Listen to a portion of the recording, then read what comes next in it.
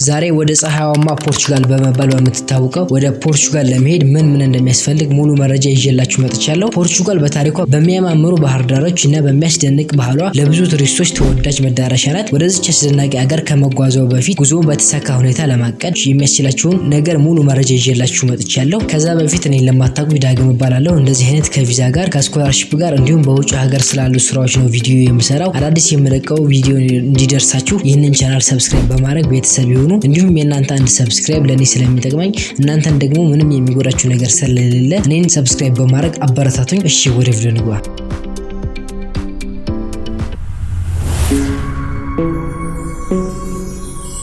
እሺ ክብራን ቻናል ቤተሰቦች ወደ ፖርቹጋል ለመጓዝ ቪዛ ያስፈልጋል ወይ የሚለውን ጥያቄ በመመለስ እንጀምር። ይህ ጥያቄ በአገራው ዜግነት ላይ የተመሰረተ ነው። ለምሳሌ ለብዙዎች ሀገሮች ፖርቹጋልን ጨምሮ እስከ 90 ቀን ድረስ ያለ ቪዛ መጓዝ ይችላሉ። ነገር ግን ቪዛ የሚጠይቁ ሀገሮች ካላችሁ ለምሳሌ ኢትዮጵያ ካላችሁ አስቀድመው የቪዛ ማመልከቻው በተቻለ ፍጥነት ያስገቡ። ለቪዛ የሚያስፈልጉትን ሰነዶች ለቪዛ የሚያስፈልጉ ሰነዶች የመጀመሪያው ፓስፖርት ነው። በመቀጠል የጉዞ እቅድ ነው። ሶስተኛው ደግሞ በቂ ገንዘብ ማረጋገጫ ነው።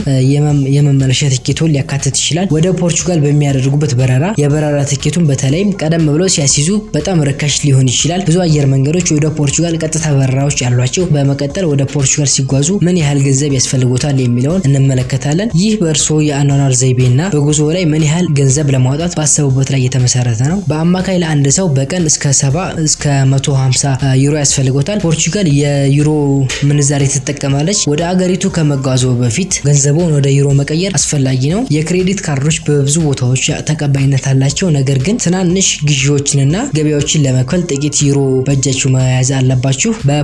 ፖርቹጋልኛ ይነገራል። ጥቂት መሰረታዊ ቃላትን መማር አስፈላጊ ነው። ፖርቹጋሎች እንግዳ ተቀባዮች ናቸው። ነገር ግን የአካባቢውን ባህል ማክበር አስፈላጊ ነው። በፖርቹጋል ባህል መሰረት ምግብ በሚመገቡበት ጊዜ ትንሽ ጠበቅ አድርጎ መብላት ጨዋነት ነው ተብሎ ይታሰባል። ወደ ፖርቹጋል መጓዝ ብዙ እቅድ ይጠይቃል። ነገር ግን በጥንቃቄ ከተዘጋጁ አስደናቂና የማይረሳ ተሞክሮ ይኖረውታል። የዛሬ ቪዲዮ ይሄንን ይመስል ነበር። ይህ ቪዲዮ ጠቃሚ እንደነበረ ተስፋ አደርጋለሁ። ለተጨማሪ የጉዞ ምክሮች ይህንን ቻናል ሰብስክራይብ ያድርጉ።